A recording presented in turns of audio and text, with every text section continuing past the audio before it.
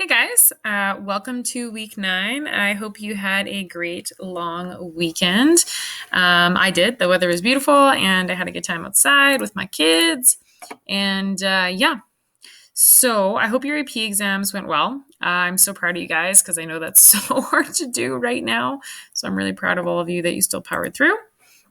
I don't really have any new school information for you. When I know, you'll know, and I'll pass it on, and Mr. Ware will pass it on, and things like that. So, yeah. So I don't have any different videos for you to watch this week. Just the weekly update. We're just doing part 1 of chapter 12 this week. And there's some textbook reading for you. We do have that Teams meeting with MP Heather McPherson on May 20th at noon. Please don't be late. Please dress appropriately and come prepared to ask questions. I sent you the questions that you guys had already sent me in the Google Forms. But if you have more, you can do more. So like turn on your videos so that she can see you and she can see who she's talking to, and please make sure you're in a quiet space and things like that. So I think it'll be really, really cool. It'll be really awesome, and you'll have a chance to ask her a bunch of different questions. We just have a Google Forms due this week, so it's just a couple short answer questions just to kind of test what you kind of learned this week, and we'll get right into it. So first things first, we'll go through the PowerPoint. So this is the viability of contemporary liberalism. So a lot of the stuff we go through this week is like kind of theoretical and it's kind of difficult to understand, but we'll go through a few of them. Okay. To what extent do contemporary issues challenge the principles of liberalism? So liberalism has typically changed or stayed the same. Most of the principles have stayed the same, but liberalism has shifted with a lot of the changes that have come over the 21st century. And a lot of the issues that now face liberal democracies now, in today's day and age, didn't exist when liberalism first came out. Okay, so like for example, we have new scientific and technological progress. We have more access to resources. We have more access to healthcare. We have better healthcare. We have environmental issues. We have economic development that we have to deal with. Lots more debt, trillions of dollars of debt, significant poverty in the world, international disparity, racism, varying standards of living and quality of life. So there are all sorts of different things that have come up that weren't really around when liberalism first kind of came to be. Now, people are generally very biased in liberal democracies. They assume that liberalism is beyond criticism, and so they're often very. They assume that they know what is right. Okay, which presents a problem. So one of the things that we are going to look at is modernism and postmodernism.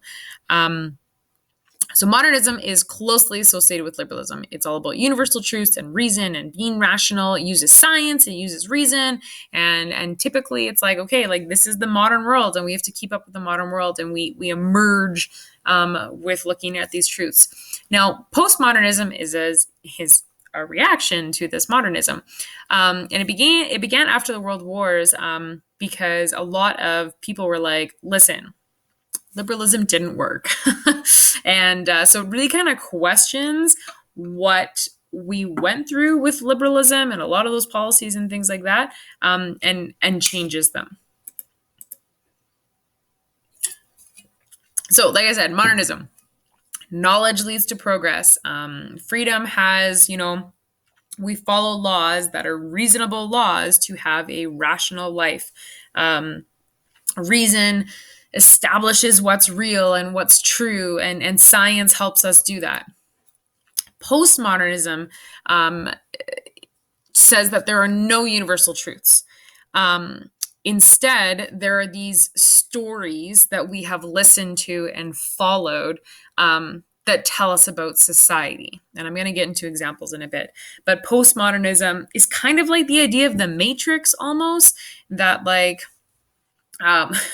we don't really see what's really true. We don't really see the alternative ways of thinking.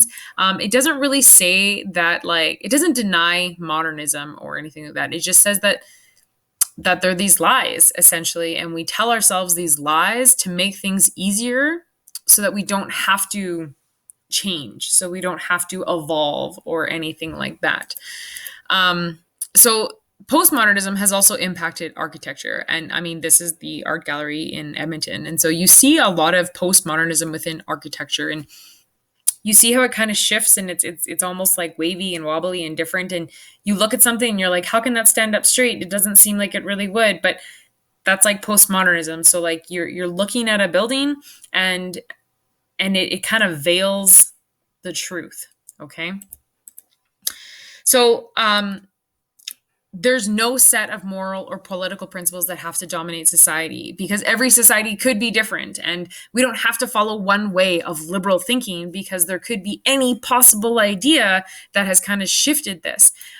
We have to have progression within our societies, and we have to change things. We can't stay the same, because so many things have changed in the 21st century. So, like, for example, the idea that Columbus discovered America, having Columbus Day as a holiday in America, when in reality, Columbus like butchered millions of people and like gave them all smallpox and took over their homes. But it's like, oh, he discovered America. It's like people were already there, you know? And so it's looking at those people who are outside of kind of that big idea of like America's the land of the free, or you know, they've created this amazing world, and it's like, well, but what bad has come from it as well? Okay. And that kind of leads into extremism. So postmodernism can lead into extremism because it's looking outside of those mainstream norms. Okay. Now, extremists generally wouldn't see themselves as extremists, because most people wouldn't really call themselves that. To them, they feel that their actions are acceptable. Now, the other thing to keep in mind is that extremism, ideas that are now mainstream, like women's suffrage and women being allowed to vote, like that would have been very, very extreme, like, well, 100 years ago when women got the right to vote, right? But like that would have been a very extreme thing. Now, but that's now considered mainstream. Like it's not absurd that women get to vote, okay? And so extremism kind of depends on someone's point of view. And that's where postmodernism comes in, because society is evolving, and so extremism also kind of evolves. So like I said, extremists do not usually see their actions as extreme because, one, they don't agree with society's norms in the first place. And two, they feel that their actions are in line with like proper beliefs. So even though it's not what everybody thinks, the status quo, to them, especially if they have a large group, to them it it makes sense, and it's real, and it's okay to, you know, carry your, I don't know, guns, but to carry your giant gun onto the states of, you know, a state capitol building, and barge in. Like that's not generally a cool thing to do, you know? So it's important to note that extremism does not have to be religious. A lot of people define it as being religious. Like you hear extremism and you think about like Muslim terrorists or something like that, or Christians bombing abortion clinics and things like that. Extremism doesn't have to be religious. It doesn't have to be based on that. Now, one of the problems is that if governments feel that they are threatened by extremist beliefs, especially within modern liberalism, then in order to maintain security, they will threaten your civil liberties. And so you see that with the War Measures Act and the FLQ crisis. You know, these were extremists who were, you know, supporting what they felt was normal, like to support their Quebecois beliefs of like separation and things like that. But because to other people, not in their kind of group, it was considered extremist, then that's where the government kind of curtailed those civil liberties. Okay. Now, extremism challenges liberal beliefs about the structure of society, interpretations of history, and even visions of the future. And so, like, I have Osama bin Laden on here. Like, this is like a peace protest, and this is PETA, which obviously this woman is in a, you know, little cage, which is a bit extreme, and things like that. And like when you think of like abortion clinics and Christians bombing abortion clinics, like how is that any better? You're still if you're saying you have right to life, but you're blowing up a clinic that has people inside of it, like that's not really pro-life, you know? Um, economic extremism is another thing. This is used by people to, I'm trying to think how I can word this in a simpler way. Some people would see that like capitalism to like the far, far, far right is incredibly extreme because it can lead to like the recession. And so that's why we followed like John Maynard Keynes, right? And Keynesian economics and demand side economics and things like that. And so people who are on the left or even in the center see like capitalism as like crazy extremists because it can cause so many problems. Okay. So for example, like this is in your textbook, but like this is spending priorities, okay? And so like this is US billions of dollars, okay? So like cosmetics in the US, people in the United States spend $8 billion US on cosmetics, so makeup. Ice cream in Europe, $11 billion a year. Pet food, $17 billion. Cigarettes, $50 billion. Alcohol, $105 billion a year is spent on alcohol in Europe. Narcotic drugs, military spending. Now look at basic. So this is like basic kind of needs. Basic education worldwide, the entire world is only $6 billion US a year. Water and sanitation, $9 billion. Reproductive health for all women, $12 billion. Women have women or have a higher likelihood of dying in a medical condition than men. Especially in terms of reproductive health. So just like maternal health and things like that. Basic health and nutrition worldwide, $13 billion. There's nothing wrong with spending money on ice cream. I love myself a good ice cream. Chocolate peanut butter is my jam, okay? But for the entire world to spend more money on ice cream than they do on water and sanitation, like, doesn't that seem like sometimes our priorities are mixed up? Like think of those economic standards. Like how do we balance that out? Military spending, $780 billion a year on military spending. And we spend $6 billion on basic education. Like I just want you to think about that. There's nothing wrong with spending money on these things. Maybe narcotic drugs. I'm not telling you to spend money on narcotic drugs, but like, I mean, I have a dog. I feed my dog and I like ice cream and I have makeup and, I've never smoked, but like, I mean, obviously I've had a drink and stuff like that, but look at the differences. It's crazy. So there are some unanticipated consequences of liberalism. Consumers in liberal democracies have greater access to variations of goods. But these benefits are not equally distributed. Just because we have access to them in Canada and the United States doesn't mean that the places that we're getting them from have access to them. Japan, China, Mexico, things like that. Now, there's three main areas of concern, okay? And this is in your textbook as well.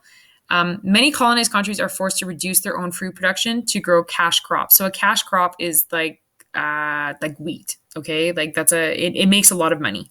Okay, or maybe not wheat, but like bananas, okay? Because people love bananas. You go to a store, you can get bananas all the time. Even right now, in a pandemic, I can get a banana, okay? But like we don't grow them here. Like you cannot grow a banana in Canada, right? So these colonized countries become overly dependent on these first world nations buying their goods. If they don't buy their goods, if we don't buy the goods, like the bananas from Ecuador, then they can't afford to kind of they can't make that extra money. Citizens in colonized countries also weren't treated in ways that reflected the principles of liberalism. So they were colonized by liberal countries, but then they didn't have those policies put in place in their own country.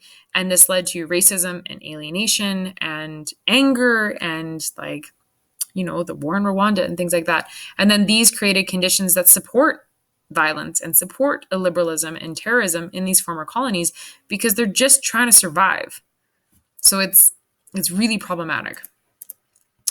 We would have spent more time in this in class, but I'm going to talk about it a bit more next week. And so just read this information if you get a chance to before next week. It's based on environmental change in the Kyoto Protocol, because we're going to talk about climate change and some of the changes that COVID-19 may make on the world with climate change kind of afterwards. So just keep that in mind. We'll talk about this more next week. So we have that Teams meeting on May 20th with MP Heather McPherson. I'm really excited. So I think it'll be really good. And please make sure you turn your cameras on when you talk so that she can see who she's talking to. There's a Google form. It's not very long. It's just to kind of test your information. I think it's out of 15 points. Like, it's pretty short. And yeah, have a good week. So it's, I hope you had a great long weekend. It's a short week, and so it's a bit less work. And I know you guys are all done your AP exams, which is awesome. So congratulations. And I'll talk to a bunch of you soon. Okay. Bye.